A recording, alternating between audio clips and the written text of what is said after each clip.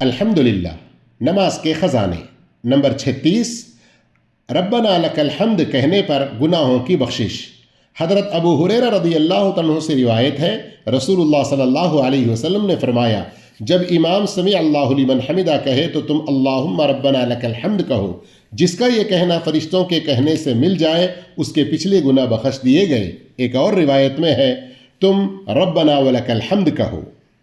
صحیح بخاری 796۔ ربنا لک الحمد حمدا کثیرا طیبا مبارکا فیہ کی فضیلت۔